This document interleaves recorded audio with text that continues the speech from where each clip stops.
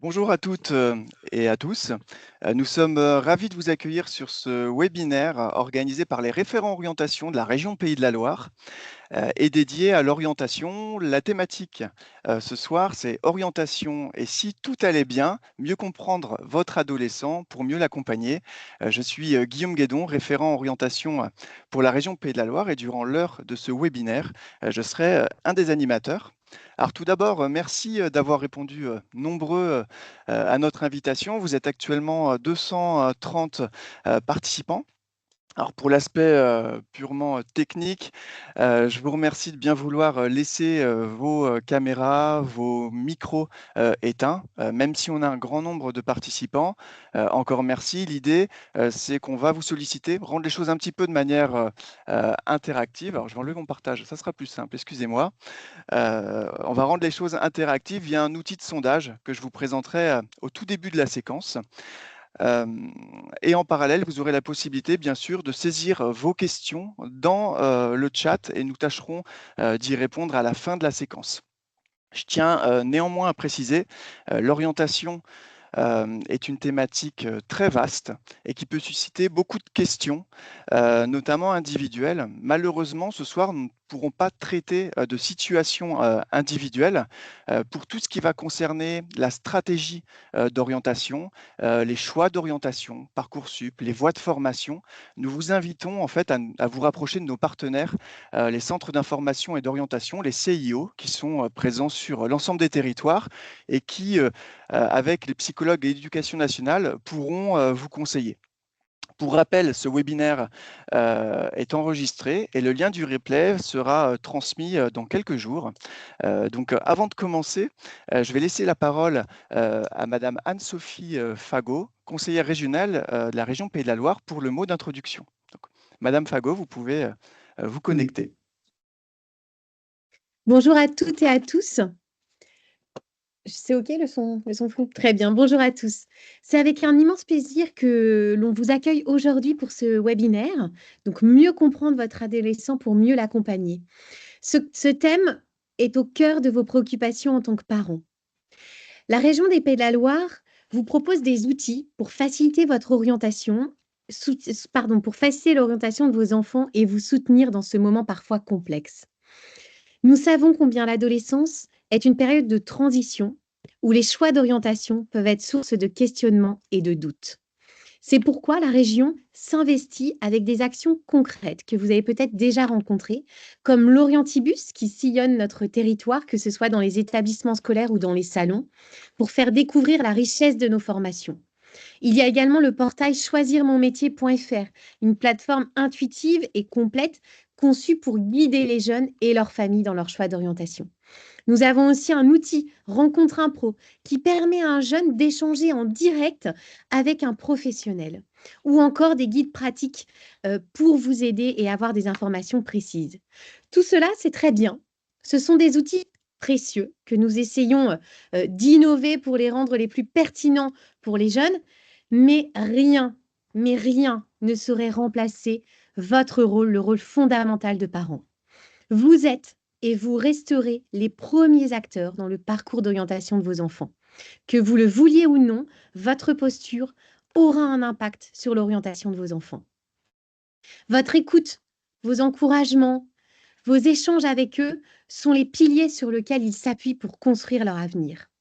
C'est pourquoi la région Pays de la Loire a souhaité que ce webinaire soit conçu pour vous, afin de vous apporter les clés et des outils supplémentaires. Enfin, et avant de laisser la parole, je tiens à insister sur l'importance de la santé mentale de nos jeunes. En tant qu'élue, je vois trop de jeunes qui vont mal. Nous savons tous combien ils évoluent dans un monde qui change à une vitesse incroyable et combien cela peut parfois les déstabiliser ou les inquiéter. Alors leur permettre de se sentir compris, écoutés, rassurés, soutenus est un enjeu majeur pour leur bien-être. En leur donnant confiance en eux-mêmes, en foi en l'avenir, vous leur offrez bien plus qu'un cadre ou des outils. Vous leur donnez des clés pour s'épanouir et se projeter avec sérénité. Pour éclairer ce sujet, Nous avons l'honneur d'accueillir Madame Kimberley Briou, maître de conférence en psychologie du développement à l'Université catholique de l'Ouest et membre associé du laboratoire de psychologie et d'ergonomie appliquée de l'Université Paris-Cité.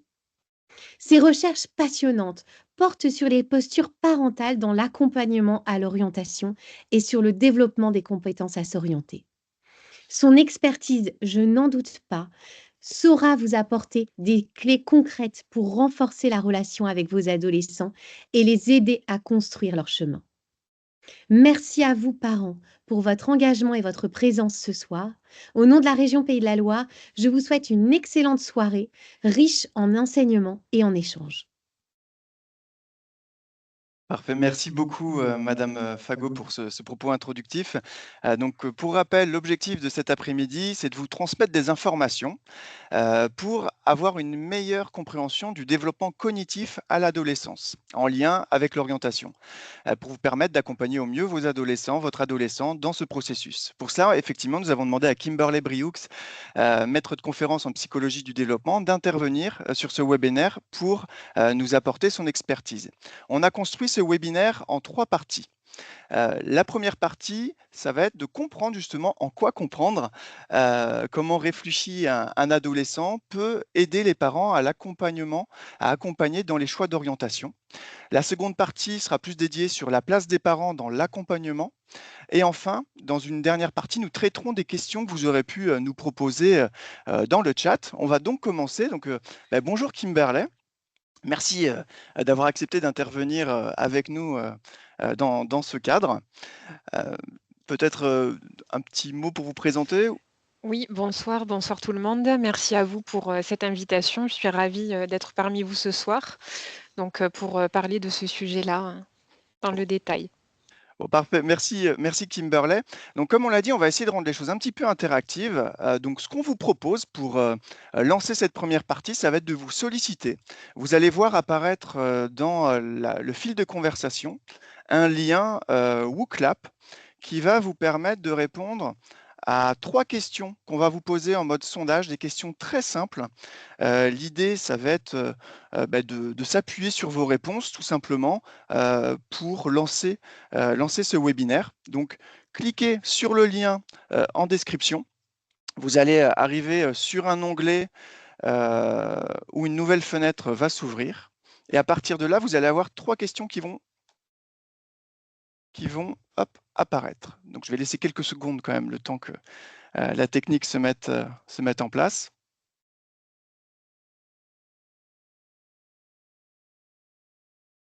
Donc la première question, ne vous inquiétez pas, au fur et à mesure, les questions vont se débloquer. La première question, c'est: mon adolescent connaît-il ses points forts et ses points faibles? 2 modalités de réponse, oui ou non. Donc mon adolescent connaît-il ses points forts et ses points faibles?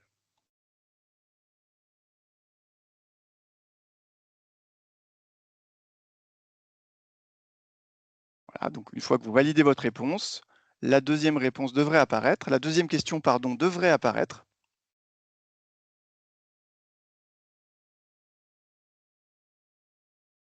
Mon adolescent sait-il argumenter ses choix? Mon adolescent sait-il argumenter ses choix? Pour rappel, la thématique, c'est, le développement cognitif, mais également l'orientation.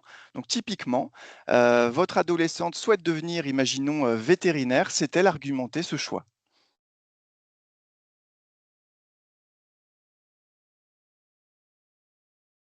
Et la dernière question, mon adolescent est-il capable de se projeter dans l'avenir? Mon adolescent est-il capable de se projeter dans l'avenir?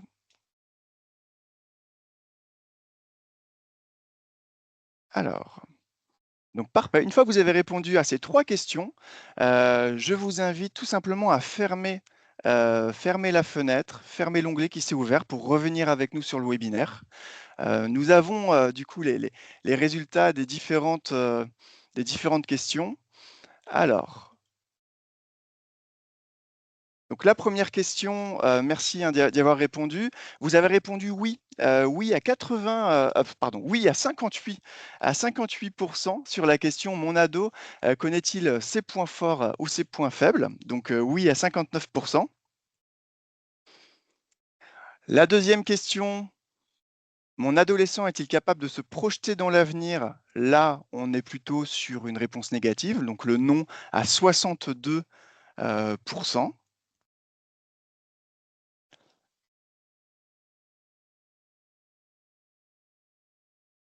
Et mon ado sait-il argumenter ses choix? Oui à 53.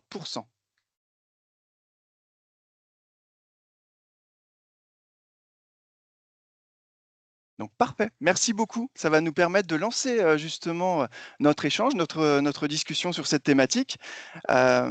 Kimberley, peut-être je te laisse la main pour, voir, voilà, quel éclaircissement par rapport à ces 3 dimensions, par rapport à ces 3 réponses qui ont été données, et peut-être avant même de commencer, question un petit peu basique, mais quand on parle de développement cognitif, je ne sais pas si tout le monde est familier du terme, mais, on parle de quoi concrètement?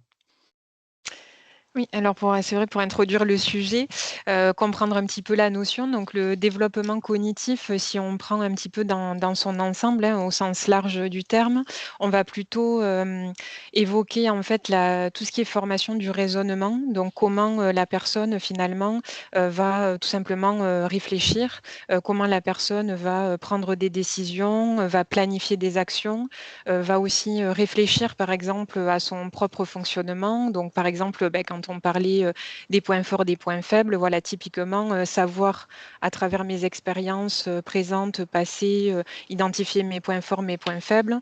Là on peut parler justement de réflexion, de méta-réflexion sur son propre, fonctionnement par exemple, ou alors, quand on va, mettre en place des actions, prendre des décisions, si ces actions ou ces décisions n'ont pas permis, d'atteindre l'objectif, fixé au départ, réfléchir justement sur ce qu'on a fait, les étapes par lesquelles on est passé et cetera, va nous permettre ensuite de trouver finalement d'autres chemins, on va dire pour, atteindre notre objectif. Donc voilà, quand on parle, globalement de développement cognitif, voilà à quoi on fait référence, et avec les termes que j'ai utilisés, a priori, ça nous donne un petit peu aussi quelques bases pour après, parler d'orientation. D'accord, merci beaucoup pour ces éclaircissements. Quand on regarde les 3 questions qui ont été posées, donc, la connaissance de ses points forts, de ses points faibles, la capacité à argumenter, ses choix, et enfin la capacité à se projeter dans l'avenir. Sur ces 3 dimensions, laquelle te paraît la plus essentielle pour initier une réflexion sur l'orientation? Alors, je dirais que c'est assez délicat d'en choisir une, parmi les 3 parce que forcément et je pense que tout le monde sera d'accord ici pour dire que toutes ont une importance, voilà, assez cruciale quand on va, être amené à construire son propre parcours d'orientation ou en tant que parent, quand on va être amené aussi à accompagner, son enfant, son adolescent, dans ces réflexions-là comme on le disait tout à l'heure, en introduction.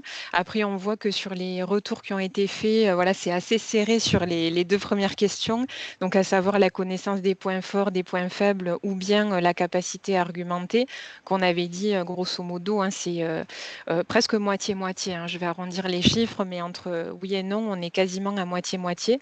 Ce qui permet aussi d'introduire justement, cette période de l'adolescence, comme l'a énoncé, madame Fagot, tout à l'heure, qui est une période quand même très particulière, une période où le jeune va beaucoup se questionner, une période aussi où il va, beaucoup expérimenter. Donc c'est pour ça quand on a, son adolescent qui, un jour veut faire telle chose et puis, une semaine, un mois après, finalement, il a changé d'avis et cetera.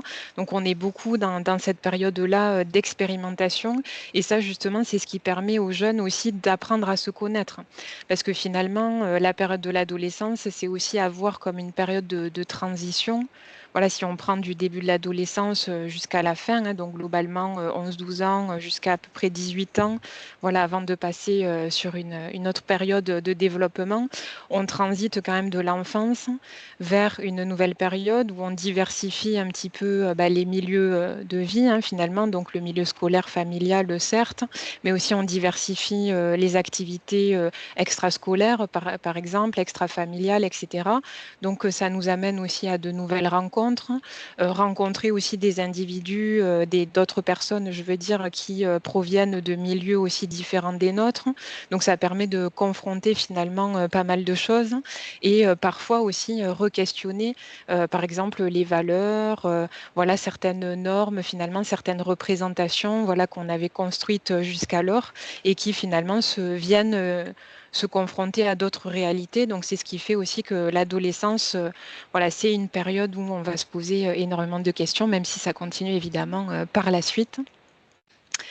Donc je ne sais pas déjà si ça permet de poser un petit peu les choses par rapport à la question initiale. Si, tout à fait. Et par rapport à ce que tu évoques, on parle du coup de cheminement, de Mm. développement justement du mode de raisonnement à l'adolescence. Est-ce qu'on est tous égaux face à ça? Est-ce qu'il y a des similitudes d'un adolescent à l'autre? Mm. Quelles sont peut-être les évolutions? Est-ce qu'on peut identifier des étapes Mm. dans cette évolution? Alors déjà, je pense que de par les chiffres qu'on a sur les deux premières questions, là, sur le Mhm. quasiment 50-50, voilà, on peut se dire qu'il y a quand même pas mal d'hétérogénéité au niveau des jeunes. Après, là, c'est vrai que la variable un peu inconnue, c'est finalement quel âge ils ont. Voilà, quand on a répondu là en tant que parent sur ces différentes questions, quel âge ont les adolescents dont on parle? Parce que là, quand tu évoquais notamment des étapes, etc., des stades, comme on dit en psychologie du développement, on sait que, par exemple, si je prends la première question sur connaître ses points forts, ses points faibles, évidemment, ça va suivre l'évolution de l'âge du jeune. Par exemple, au début de l'adolescence, 12-13 ans, voilà, on va être vraiment sur une connaissance de soi plutôt, je dis basique, mais c'est pas péjoratif, hein, mais on va dire, voilà, un premier pas, un premier stade d'éléments de connaissance de soi. Donc, ça va être plutôt des aspects, voilà, assez descriptifs. Et puis ensuite, milieu de l'adolescence, on va rentrer sur voilà, une analyse un petit peu plus de ses activités, de ses centres d'intérêt, voilà, qu'est-ce qu'on aime faire, avec qui, pourquoi. Donc on commence à rentrer un peu plus dans le détail. Donc se questionner sur le pourquoi finalement, le sens de pourquoi, je ne sais pas, en termes de sport par exemple, on va préférer une pratique en équipe plutôt qu'une pratique individuelle ou l'inverse. Voilà, donc là on commence aussi à rentrer dans l'argumentation qu'on évoquait tout à l'heure, argumenter ses choix aussi. Et puis progressivement, on va arriver aussi à un jeune qui a en capacité de se décrire aussi en termes de valeurs et en termes d'aspirations, qui sont souvent, et d'autant plus depuis plusieurs années, assez interreliés. On entend beaucoup, voilà, je veux faire par exemple un métier ou travailler dans un domaine professionnel qui soit raccord avec mes valeurs personnelles aussi. Donc ça, on l'entend et c'est cette structuration progressive qui va se faire tout au long de l'adolescence pour finalement se stabiliser entre la fin de l'adolescence et le début de l'âge adulte en émergence. Donc, comme je disais tout à l'heure, voilà, 18-20 ans à peu près en fonction. Donc, en effet, il y a pas mal d'hétérogénéité, même si j'ai parlé d'étapes en Mhm. termes d'âge, etc. Mais après, évidemment, chaque adolescent est différent et chacun va vivre aussi des expériences différentes. Et on parlait du milieu aussi, on parlait du rôle des parents. Voilà, qu'est-ce qu'on va amener aussi à découvrir, à faire découvrir le jeune, etc. Donc tout ça sont des facteurs qui vont aussi jouer l'école aussi, voilà, qui Mhm. va nourrir en fait les réflexions de l'adolescent aussi, qui va stimuler en fait ses réflexions. Et justement, quel type de situation peut amener à développer les capacités de raisonnement, capacités de planification, justement? Mm, Dans quel type de situation on peut travailler ça, où l'adolescence va travailler mm. ce développement? Alors ça, on peut le retrouver un peu partout. Après, ce qui est intéressant, bon, ça c'est un peu théorique, mais du coup, quand on a quand on a formalisé finalement tous les stades de développement cognitif chez l'enfant, l'adolescent, etc., en fait, c'est cette théorie-là qui a servi de base à la construction d'un certain nombre de programmes éducatifs, de programmes scolaires.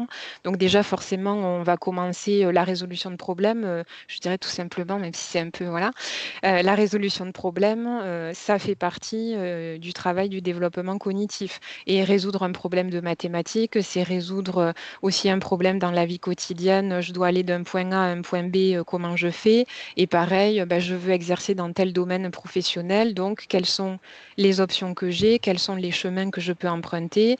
Est-ce que, voilà, parmi les éléments de connaissance de moi-même que j'ai, voilà, est-ce que je considère que je peux suivre tel ou tel chemin? Si oui, pourquoi? Donc là, on retombe sur l'argumentation. Et ensuite, comment j'arrive éventuellement à me projeter ou pas dans telle ou telle situation. En fait, tout ça pour dire que tout est finalement résolution de problèmes. Et c'est ce que l'adolescent aussi va parvenir à faire au fur et à mesure dont on parlait, hein, des différents âges là que je citais. Et ça, c'est aussi en tant qu'adulte qu'on peut soutenir, en fait, parce que c'est aussi lié à un développement de l'autonomie du jeune dans sa façon de penser, dans sa façon de raisonner et ensuite de prendre des décisions, etc. Et en fait, ce que commence à acquérir l'adolescent comparativement à l'enfant, c'est ce qu'on appelle le raisonnement par hypothèse. Donc, voilà, je suis confrontée à une situation, je vais formaliser des hypothèses vis-à-vis de cette situation. Donc, typiquement, voilà, si il se passe ça, alors je vais faire ça ou je vais faire ça. Et de ça, je vais déduire ensuite des conséquences. Voilà. Je vais déduire des conséquences et en fonction de ça, de mes hypothèses et de mes conséquences, je vais ensuite prendre une décision et agir. Donc, soit ce que je fais, ça fonctionne et c'est très bien, et je réitère, puisque je serai forcément confrontée à de nouvelles situations similaires, ou alors ça fonctionne pas, et là je me dis, bon, il faut reprendre les choses, ça n'a pas fonctionné, donc qu'est-ce que je peux changer finalement dans ma façon de faire pour que j'arrive à atteindre mon objectif au final. Et par rapport à cette question-là, on a tous des mythes un petit peu par rapport à l'orientation et la représentation que peut avoir un adolescent de l'orientation. Comment dire? Quels sont les principaux mythes ou les principales choses qu'on peut entendre? On entend souvent, mon adolescent, n'a pas envie de s'intéresser à cette question, de Mm, l'orientation, ne veut pas forcément, découvrir plus qu'un plan A en mm, termes de métier. Voilà, par rapport aux travaux que tu as pu faire, justement, quels sont mm, les éléments de contexte pour peut-être démystifier certaines mm. choses? Oui, c'est vrai que on l'entend beaucoup, mais je dirais même à juste titre, parce que ça rejoint en plus les réponses qui ont été données, que vous avez données sur les capacités de projection finalement dans l'avenir. Donc là, on voit que c'est assez contrasté, hein, 62% de non versus 38% de oui. Donc ça, c'est... Alors, je vais dire, faut pas s'inquiéter, mais en même temps, c'est vite dit, c'est-à-dire que c'est normal au niveau du développement du jeune. Parce qu'en fait, de tout ce que j'ai dit tout à l'heure sur la construction finalement du raisonnement, voilà, par hypothèse, déduction, etc. Et ça va de pair, en fait, ce que va construire l'adolescent aussi, c'est la capacité à planifier. Et cette capacité à planifier va de pair avec la capacité à se projeter. Voyez? Donc au départ, par exemple, l'enfant, c'est comme, je fais une parenthèse ou une analogie. L'enfant, quand il est en maternelle, qu'il apprend les jours de la semaine, les dates, etc. Donc il apprend à se repérer dans le temps. Et finalement, par extension, l'adolescent, c'est aussi ce qui va, dans cette continuité, finalement, apprendre à faire. C'est pour l'instant, voilà, je réfléchissais un peu plus sur le court terme, on va dire. Et là, on va me demander, parce que c'est aussi des attentes hein, qu'on a envers l'adolescent et qu'il faut l'aider à construire aussi, c'est maintenant, il va falloir que je réfléchisse dans le moyen, voire le long terme. Et le point de bascule, c'est un peu comment, en tant qu'adolescent, j'arrive à prendre conscience en fait des conséquences de mes actions. C'est un peu sur l'orientation. Voilà, si je fais, par exemple, je prends un exemple avec les étudiants, puisque j'enseigne à l'université, des étudiants qui sont engagés en licence générale de psychologie et en deuxième année, ils me disent, bon, ben, finalement, je ne sais pas si je veux faire des études longues. Bon, c'est pas trop tard, hein, c'est pas ça. Mais disons que je me dis, voilà, ils sont engagés en licence générale, donc forcément, dans tous les cas, c'est 5 ans d'études. Donc, c'est des études longues. Donc après, comment on travaille avec le jeune à se dire, OK, là, on est en deuxième année de licence générale, on se projette plus vers des études longues. Donc, comment on retravaille le projet, comment on restructure finalement le raisonnement dans une temporalité. Donc là aussi, c'est comment je compose avec les conséquences d'un choix que j'ai fait à un instant T. M'engager dans une filière longue alors que finalement, je me dis, c'est peut-être pas ce que je veux. Il y a 2 domaines, 2 idées qui me viennent en tête. On a à la fois l'environnement f moi, en tant que parent, imaginons, il y a l'environnement familial, l'environnement scolaire. Mm, Comment, les 2 vont de pair, se complètent? Moi, en tant que parent, j'ai pas forcément la vision des expériences que vit, mon adolescent, au collège, ou au lycée. Comment est-ce que les éléments peuvent se dans quelle mesure il y a une influence de l'environnement familial ou de mm, l'environnement scolaire mm, sur, justement ce développement? mm. Oui, question un peu délicate, qui est très, très, Très large. très large Mmh. effectivement, parce que forcément, on sait que les 2 univers, je dirais, forcément s'entremêlent, hein. C'est comme nous, en tant qu'adultes, on passe beaucoup de notre temps au travail. Bah, le jeune, lui, il va passer, la plupart de son temps aussi à l'école. Donc forcément, l'école, c'est un environnement qui va beaucoup jouer, qui va beaucoup influencer, mais évidemment, c'est pas le seul puisqu'on l'a dit tout à l'heure, même en introduction, le milieu familial est très prégnant et puis c'est aussi notre thématique du jour, donc forcément, c'est très prégnant. Après, ce qu'on a vu dans la littérature, et cetera, et ce qu'on a évoqué tout à l'heure, c'est évidemment la communication. Donc, comment je vais pouvoir apprendre ce que le jeune a fait. On a parlé tout à l'heure, par exemple, d'ateliers qui sont mis en place, d'actions qui sont mises en place au sein des établissements. Donc, comment je peux aussi, en tant que parent, m'appuyer éventuellement sur ces actions qui sont mises en place pour m'en servir de levier finalement pour communiquer avec mon enfant finalement. Donc ça peut être intéressant. Je ne sais pas si aujourd'hui j'ai fait un atelier de 20 minutes sur je sais pas, la connaissance de soi. Donc on va parler de mes points forts, de mes points faibles. Ben là, j'en discute le soir à la maison pendant le temps de repas, imaginons. Et moi, en tant que parent, je peux tout à fait rebondir. Ah bon, tu as vu ça, tu as dit ça, voilà, comment on peut ensuite en parler. Ça peut être aussi dans des activités qu'on fait, hein. Je sais pas, on va se balader à la montagne. Non, là, c'est plutôt la mer ici, mais bon, peu importe, hein. On va se balader le week-end et ça peut aussi permettre d'évoquer de nouveaux centres d'intérêt. Voilà, en fait, les questionnements d'orientation sont aussi partout, finalement. Voilà. Donc, merci. Du coup, on va bientôt passer à la deuxième question, deuxième partie. Pour conclure un petit peu cette première partie, très centrée sur l'aspect un peu de concepts, hein, mais qui sont importants par Mm. rapport à la thématique de notre webinaire. Comment dire? Quel point doit-on retenir? En quoi comprendre justement le fonctionnement cognitif de mon adolescent peut m'aider à mieux appréhender l'orientation? Mm. Disons que je pense que ce qu'il faut retenir, dans la façon dont va se construire le raisonnement du jeune, déjà, c'est essayer de pas «paniquer» entre guillemets quand, voilà, les projets vont Mmh. changer, plus ou moins du jour, d'un jour à l'autre et cetera. C'est aussi se dire que chez le jeune, c'est aussi en construction.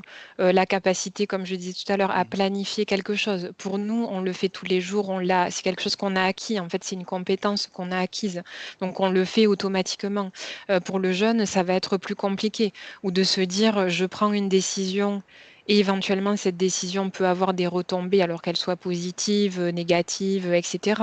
Mais elle peut avoir des retombées. Ça, c'est pareil. Nous, on peut l'expliciter. On peut prendre le temps avec le jeune, voilà, de l'expliciter, de lui dire, ben voilà, là, tu m'as dit que tu voulais faire ça. euh, Vois bien que si tu fais ça, alors il peut se passer si ça, ça, voyez, lui faire prendre conscience des différentes conséquences. Encore une fois, conséquences, c'est positif et négatif, hein. Il y a les deux versants, c'est important de le signaler pour qu'il prenne bien conscience aussi, voilà, de tous les paramètres, en fait, de sa prise de décision. Parce que ça, il n'est pas forcément encore en capacité de le faire. Et souvent, sans forcément évoquer l'orientation, hein, puisque ça se retrouve dans toutes les situations de la vie, pourquoi tu as fait ça? Voilà, le pourquoi tu as fait ça, ben, là on voit, on peut tout à fait tester. Ah ben je sais pas pourquoi je l'ai fait, j'avais envie, je l'ai fait, voilà, mais j'ai pas forcément réfléchi. Voilà, donc ça, on voit que c'est encore en construction. Vous voyez, la capacité de prendre du recul finalement vis-à-vis de ses choix, de ses prises de décision. Donc, Donc ça, en je pense fait, que c'est important. si je reformule de manière très, très, très, très synthétique, Mm, désolé si je grossis le trait, heu, il y a un temps pour chaque chose, c'est-à-dire que demander à un adolescent de 12 ans qu'est-ce que tu veux faire plus tard n'a pas le même impact que de poser la question à quelqu'un qui a 17 ans. Mmh. Ça paraît du bon sens, c'est bon de le dire, mais c'est bien aussi de se dire que la notion au temps, le rapport au temps n'est pas le même Tout à sur fait. ce choix. Tout ça se Mmh. construit. Tout à fait et de toute façon, ça évoluera, tout au long de l'adolescence, hein. D'accord, merci. Donc, on va passer à la deuxième partie, la deuxième question. Donc là, de la même manière, on va vous remettre le lien vers le WooClap. J'espère que ça fonctionne pour la majorité d'entre vous. Dites-vous que c'est surtout d'avoir un échantillon pour pouvoir ensuite analyser vos réponses. Donc si tout le monde ne peut pas y participer, je comprends la frustration. Mais voilà, l'essentiel, c'est d'avoir un panel représentatif. Là, on est plus de 300, donc on devrait l'avoir. Donc la question, c'est la suivante. Donc recliquez sur le lien, c'est selon vous, quelle est la principale difficulté qu'un parent peut rencontrer dans l'accompagnement à l'orientation de son adolescent? En un ou deux mots, voilà. Quelle difficulté? Donc là, vous ne pouvez pas le voir, enfin si vous le voyez en direct en principe. Donc on voit le nuage de mots qui se construit au fur et à mesure.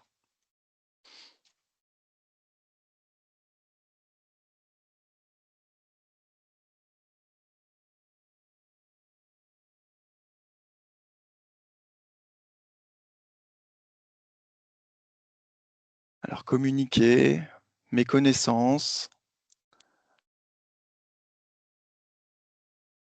connaître les filières. Donc oui, beaucoup de termes qui reviennent. On va attendre que ça se stabilise un petit peu.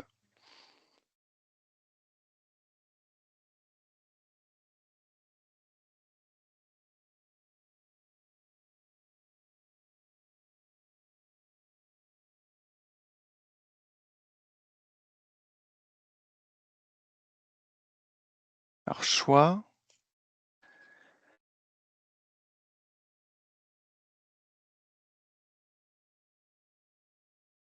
Donc alors même si le nuage est en train de se construire, Kimberley, par rapport aux travaux que tu as pu faire, notamment en interrogeant des parents Mmh. sur ces questions-là, est-ce que dans les termes que tu arrives à voir, est-ce que ça renvoie un petit peu aux mêmes éléments? Est-ce que c'est...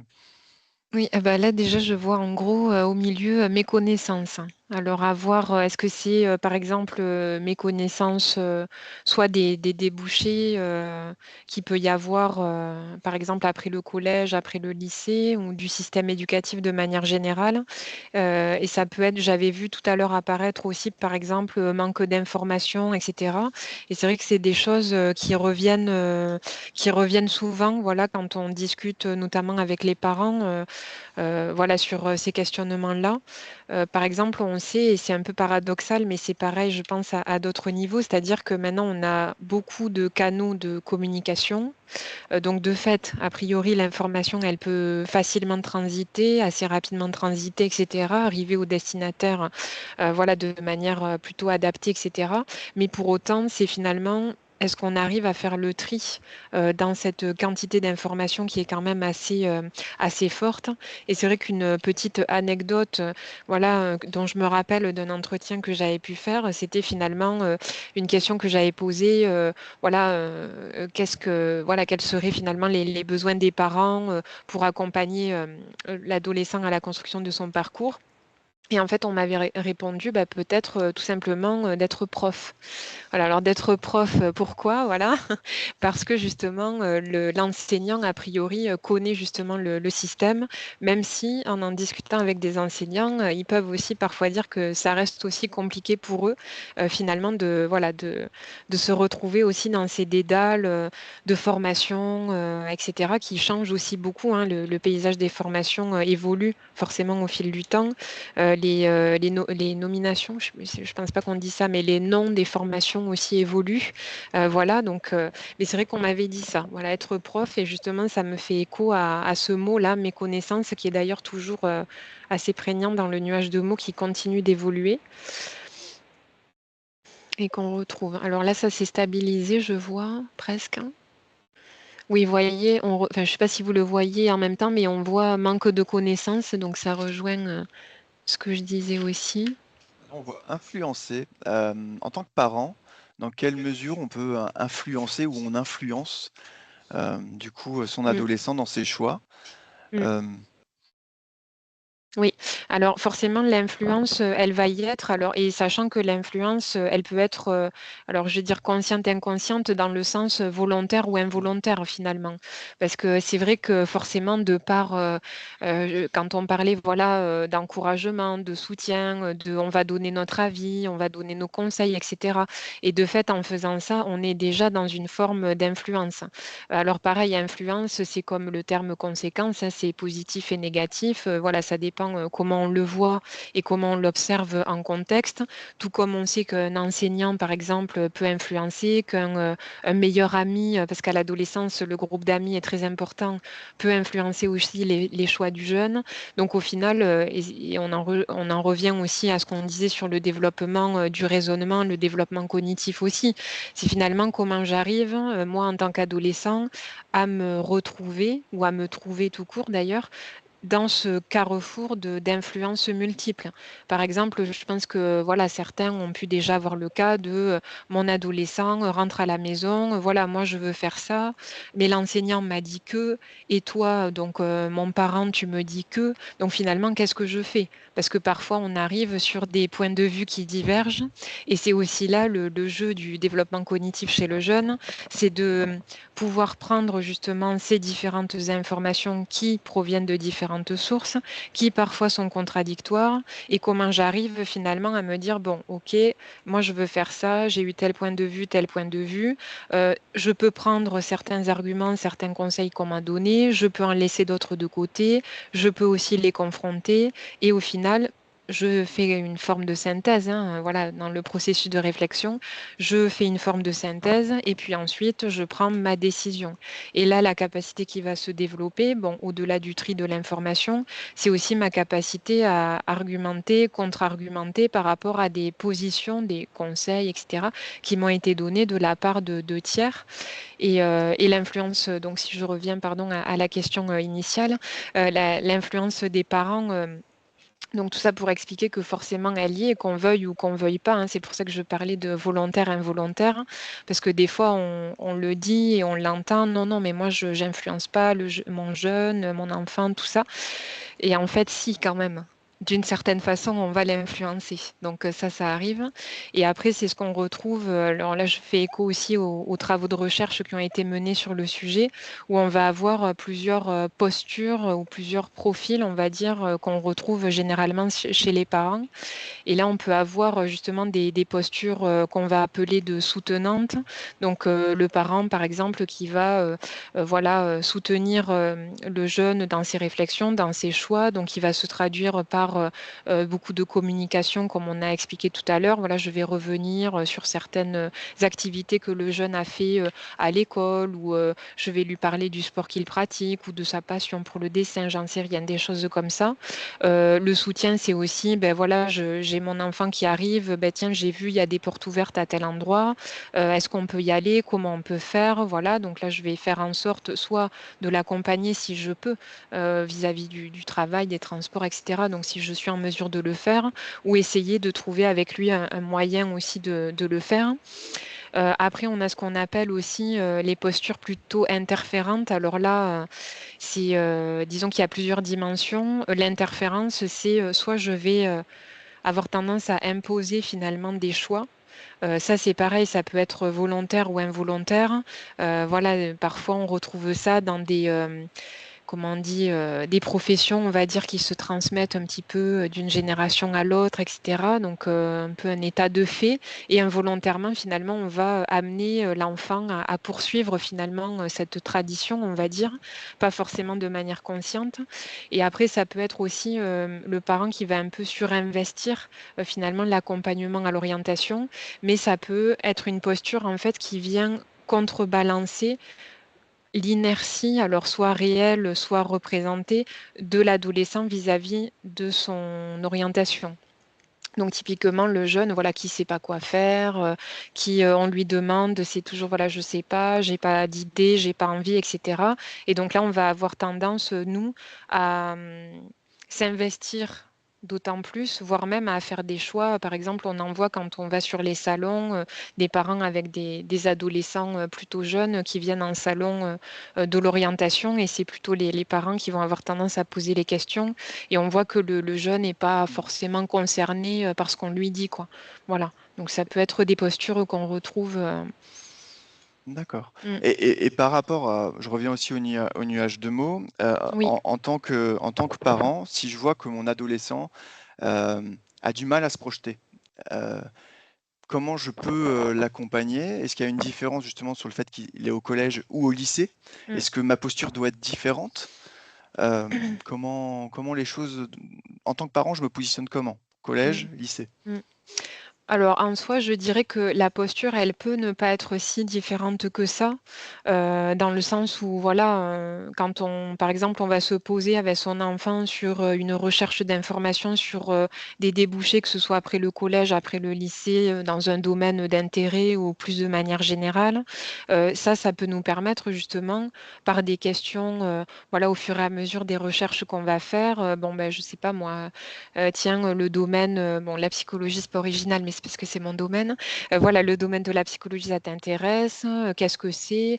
Pourquoi tu es intéressé par ça? Parce qu'en plus, c'est pas une discipline qui est enseignée ni au collège, ni au lycée, etc. Donc, pourquoi tu t'intéresses à ça? Vous voyez, par des petites questions. Et là, au fur et à mesure, ben, est-ce que tu te vois à la fac? Voilà, la fac, c'est quoi? Parce que bon, certains, moi personnellement, quand j'étais au lycée, la fac, c'était ce qu'on voyait à la télé. Voilà, les campus américains, là, voilà, je savais pas trop à quoi ressemblait une fac. Donc ça peut être bien aussi, voilà, par ce type de questions. Voilà, et puis après, soi-même aussi, si on n'est pas familier du milieu, bon, là, je prends la fac, mais ça peut être autre chose, hein. Voilà, se dire, bah, par exemple, dans tel type de formation, il faut quand même des capacités d'autonomie, de travail en autonomie, de structuration, etc. Poser les questions aussi aux jeunes. Alors, sachant que positionnement collège-lycée, quand je dis ça peut être similaire, là aussi, c'est se dire, bien sûr, par exemple, un collégien, en, je sais pas moi, en cinquième, quatrième, etc., il développe encore hein, certaines de ses capacités. Là où c'est un peu plus installé quand même au lycée, où les profils voilà, les tendances se dégagent un peu plus quand même entre celui qui va être plutôt structuré dans son travail, celui qui l'est un peu moins, etc. Donc ça peut donner des pistes aux jeunes aussi sur sa capacité à se projeter dans tel ou tel type, je dirais, de formation post-bac ou post-troisième. D'accord. Et la bonne posture, si on peut parler d'une bonne posture, est-ce qu'il y en a une à privilégier? Alors, moi, je dirais pas, enfin après ça c'est mon avis, mais je pense pas qu'on puisse parler de bonne posture au sens où, comme on le disait tout à l'heure, chaque adolescent est différent et la communication qu'on a nous en Mhm. tant que parents va aussi être adaptée en fait à qui est notre enfant et à la façon dont on est habitué à communiquer aussi avec lui. C'est-à-dire que, par exemple, c'est pas tous les jours, on va pas tous les jours parler d'orientation avec le jeune, etc. Parce que, bon, à un moment donné, je pense qu'ils en parlent beaucoup déjà à l'école, hein, enfin au collège, au lycée, etc. Donc, voilà, essayer de trouver cet équilibre-là, finalement, où quand ça vient, évidemment, on va rebondir dessus, comme voilà l'occasion d'une recherche hein, ou autre. Voilà, mais après, moi, je suis pas trop partisane de dire, voilà, il faut faire absolument ça, parce que ce qu'on fait, par exemple, avec un adolescent A, ne peut ne pas marcher avec un adolescent B, parce que tout simplement, ils n'ont pas la même personnalité, donc ça va pas forcément fonctionner. Mhm. Voilà. Donc c'est une réponse sans être une réponse parce que mais c'est toujours un peu comme ça de toute façon quand on fait aussi de la psychologie, c'est que tout doit être adapté finalement à la personne qu'on a en face. Et qui connaît mieux son enfant que le parent? Voilà, je pense que la réponse est dans la question. Donc c'est ça aussi. Mais c'est tout à fait l'objet de ce webinaire. L'idée, Mm, c'est pas de donner des bons conseils en tant que parent, mais c'est peut-être de rendre conscient des choses qu'on sait déjà, mm, des biais qui interviennent dans les choix, dans une mm, posture qu'on peut avoir au quotidien, lorsqu'on rentre de son travail, mm, qu'on débriefe justement de ce qui s'est passé en bien ou en moins bien, mm, et en ayant conscience justement de toutes ces influences-là, après de s'adapter tout simplement à la personnalité Mmh. de l'adolescent. Mmh. Et c'est vrai que par rapport à ce que je vois dans les nuages de mots et par rapport aux personnes que l'on peut croiser dans les salons d'orientation, on voit de plus en plus effectivement des parents inquiets vis-à-vis de l'orientation, qui viennent avec des élèves de sixième, de cinquième, pour des problématiques parfois lycée. Donc l'idée, c'est aussi de se dire, voilà, de dédramatiser un petit peu cette question d'orientation. Mmh. Si on regarde le parcours qu'on a tous pu, avoir, depuis qu'on est sorti de formation initiale, il n'y a pas un parcours qui se ressemble, mais l'idée, c'est de se dire que pour son adolescent, de la même manière, il va construire son propre parcours. Mmh.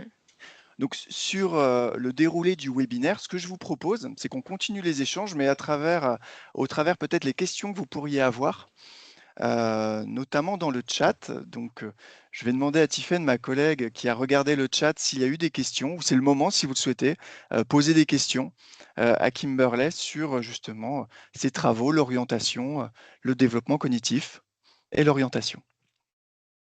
Je synthétise vraiment la thématique, pardon. Alors, bonjour à tous déjà. Donc moi, je vais rebondir. Il y a eu une question qui a été posée et je me suis dit que Ah, ça on pouvait être n'entend pas. intéressant pour d'autres. C'est une question sur, ça a été plus une remarque en fait, sur, le fait que les jeunes cherchent un métier qui paie. Est-ce que dans les choix d'orientation, il y a, justement ces aspects-là un petit peu sur la rémunération? D'autres Ah OK. posaient aussi sur la question des débouchés.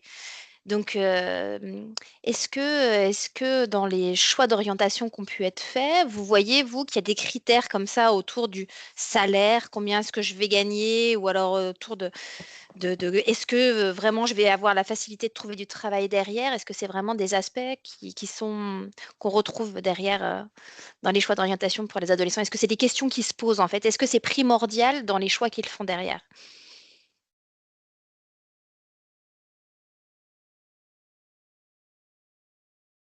Peut-être, Guillaume, est-ce que tu peux reformuler la question? Parce que j'ai eu un petit problème technique de son, Ah, donc j'ai pas eu le début. Ah, ah pardon, pardon. Oui, non, parce vas-y, que j'avais coupé Tiffaine, mon son, c'est pour ça. D'accord. on En a fait, eu il un y avait 2 petit... remarques qui ont été posées par Oui. rapport au choix des jeunes dans leur orientation. Un premier qui était un peu sur, bah, les jeunes, ils cherchent un métier qui va leur permettre de gagner beaucoup d'argent. Mmh. Est-ce que ça fait partie vraiment des critères primordiaux? Et un autre qui était, bah, non, ce qui est important aussi, c'est derrière de pouvoir trouver des métiers, où il y aura des débouchés qui recrutent. Mmh. Donc vous, par rapport aux études que vous avez pu faire, aux enquêtes que vous avez menées, est-ce que ces critères-là sont des Mmh. critères prédéterminants dans les choix des jeunes ou dans leurs projections? Mmh. Alors, merci pour, les questions la question. Alors déjà, ce qu'on peut voir de manière générale, c'est qu'il y a les critères un peu plus des parents, donc ça, c'est les enquêtes qui le montrent et le critère des adolescents.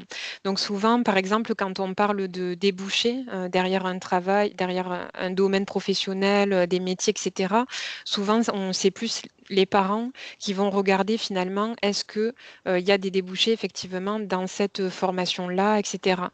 Ça ne veut pas dire que les jeunes ne le regardent pas, mais en général, ça fait pas partie de leurs premiers critères.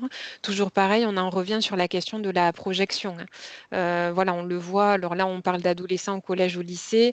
Je peux dire aussi que chez les étudiants, voilà, même ceux qui sont en fin de premier cycle, c'est-à-dire la licence, on n'est pas encore sur, des projections d'insertion professionnelle et cetera et pourtant, on pourrait croire que, mais on n'y est pas encore, hein. Là, ça vient, plutôt à partir du master, je dirais, donc la quatrième année, et évidemment, c'est pareil pour les autres, formations.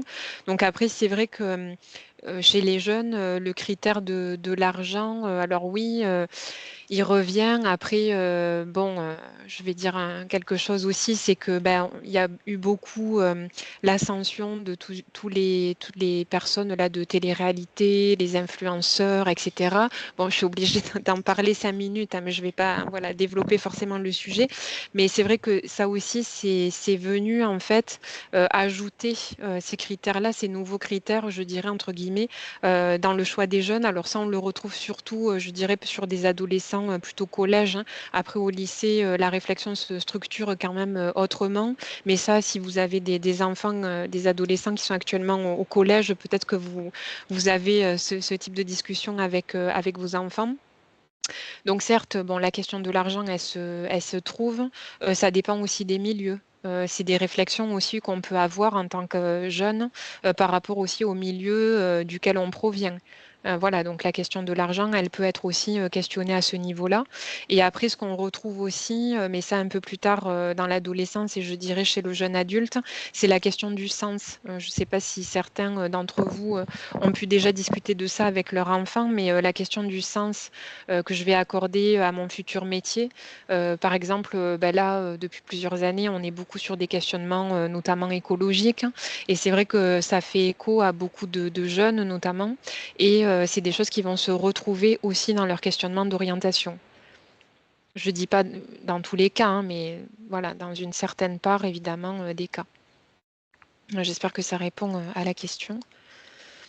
Oui, ça répond ça répond à une partie de la question, je pense. Il y a énormément de questions. Alors, il y a beaucoup de questions qui sont vraiment très personnelles et je vois que là, l'inspectrice orientation, de la Mayenne a bien pensé à le dire Mmh. aussi, pour tout ce qui est question, Guillaume l'avait précisé en démarrage de webinaire, toutes les questions qui sont vraiment individuelles sur des situations précises de votre enfant, sur ses choix, quelle voie il doit faire après, son bac pro ou alors où est-ce qu'il veut aller.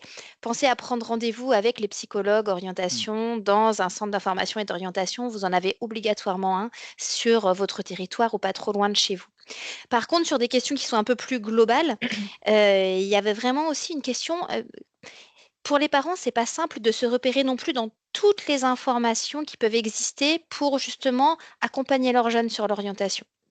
Et Mmh. donc, c'est aussi comment les aider eux ou comment leur permettre ou leur donner peut-être quelques conseils pour pouvoir se repérer un petit peu dans toutes les informations qu'ils retrouvent. Alors, il y a beaucoup d'éléments sur Parcoursup. On n'est pas là pour parler de Parcoursup ou quoi que ce soit, mais peut-être quels sont les bons interlocuteurs. On a parlé des CIO, mais autrement, comment un peu les aider à se repérer dans toutes les informations, en fait. Mmh. C'est quelque chose qu'on retrouve beaucoup Mmh. dans les remarques, là, Mmh. dans le chat. Mmh. Oui, merci pour cette, 2e question. Alors en effet, ça rejoint ce que je disais tout à l'heure, quand on a commencé à commenter le nuage de mots, où notamment on avait vu apparaître, au milieu, hein, de manière assez centrale, donc la méconnaissance, le manque de connaissances et cetera, et justement, c'est un peu ce que je disais tout à l'heure, c'est-à-dire qu'on a certes beaucoup d'informations, mais finalement, on n'arrive pas forcément à faire le tri dans ces informations-là, et ce qui joue aussi, c'est, est-ce qu'on est plus ou moins proche ou éloigné aussi, là je parle en tant que parent, du système scolaire, du système éducatif. Voilà, donc comment, finalement accompagner, et ça finalement c'est aussi, le parent, je dirais, qui doit en quelque sorte faire aussi ses propres recherches d'informations, pour pouvoir ensuite, discuter avec le jeune. Alors, j'imagine que vous devez penser: «Oui, il faut avoir le temps de le faire» et cetera. Alors c'est sûr, hein, ça demande un investissement et tout le monde ne peut pas forcément, le faire et cetera, et dans ces cas-là, comme vous disiez, on a aussi, des interlocuteurs. Donc les professeurs principaux, sont des interlocuteurs, 1. On a aussi les psychologues de l'éducation nationale, qui sont des interlocuteurs, on en a parlé tout à l'heure, et qui peuvent justement, accompagner à partir d'un canevas, c'est-à-dire d'un certain nombre de questions. Voilà, mon enfant veut faire ça.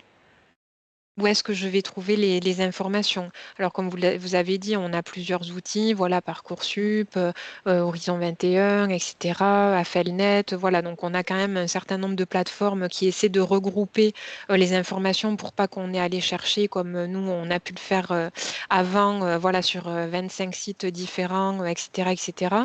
Donc ça, c'est bien parce qu'on a une centralisation de l'information, donc on peut construire, finalement, sa recherche d'informations sans aller, à droite, à gauche, et se perdre finalement dans, tous ces sites dont on ne sait plus finalement quels on a visité, quelles informations on a trouvées, parce que certaines fois aussi elles sont contradictoires, et autres. Donc finalement, voilà, c'est essayer déjà de se fixer, je dirais plusieurs, objectifs dans sa recherche d'informations, parce que ça reste une méthodologie, hein, finalement, qu'on apprend, voilà, que les jeunes apprennent et que nous-mêmes on continue d'apprendre aussi, en tant qu'adultes.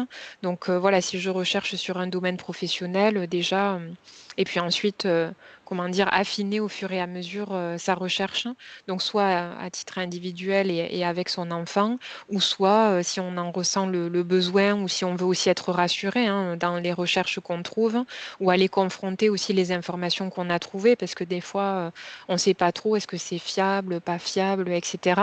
Et donc là, aller voir directement les professionnels qui pourront justement nous outiller peut-être davantage ou nous rassurer, parce que des fois, on a besoin simplement, même si c'est pas simplement entre guillemets, mais de ça aussi. J'ai encore juste, parce que quand je vois, il y a encore un peu 2 grands thèmes qu'on retrouve dans les remarques. C'est aider un ado qui ne sait pas quoi faire. Quand on a un ado, voilà, au collège encore, mais quand on arrive au lycée, vous en parliez tout à l'heure, avec un élève finalement qui se retrouve en psychologie et qui se dit: «Bah non, non, finalement, les études longues, c'est pas pour moi». Voilà, comment est-ce que des parents peuvent un peu aider un ado qui ne sait pas quoi faire, qui sait absolument pas vers quoi se diriger? Et je fais un peu le lien aussi avec plusieurs remarques qui ont été faites sur le chat. Comment réussir à communiquer avec son ado quand parfois la communication est pas facile? Mm. Alors, merci. Donc, je prends des notes en même temps pour pas oublier et communiquer. Alors, c'est vrai que l'adolescent qui ne sait pas quoi faire, oui, comme on évoquait tout à l'heure, alors forcément, c'est pas simple.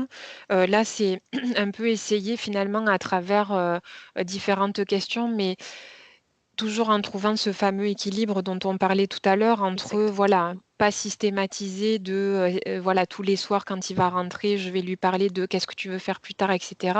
Parce qu'au final, ça peut devenir contre-productif, d'autant plus que, comme on l'a évoqué aussi, de plus en plus aussi à l'école, enfin au collège, au lycée, il y a plein d'activités sur l'orientation, voilà, donc il y a aussi les enseignants qui vont poser ces questions-là, etc. Donc des fois, le trop peut justement, comme je disais, être contre-productif, c'est finalement le jeune qui va dire, bon ben, soit je vais vous dire quelque chose, comme ça au moins personne ne me posera plus la question, et voilà.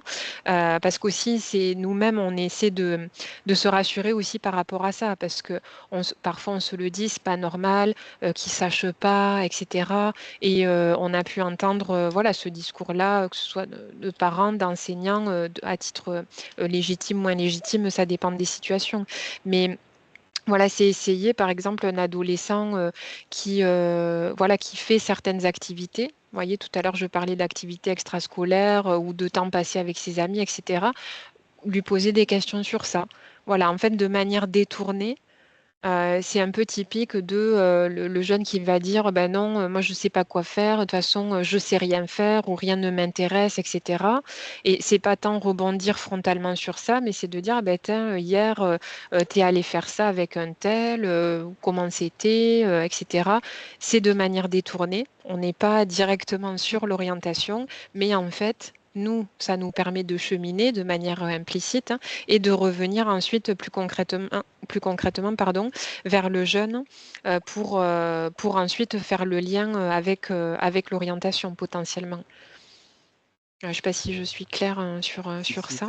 Vous êtes clair. très clair. Tiffaine, je vois le temps. Je pense qu'il est, à moins qu'il y ait un autre point à traiter. Non, non, non. Là, je pense que j'ai fait mes gros paquets de questions à peu près sur les Ouais. choses que j'ai pu C'est retrouver.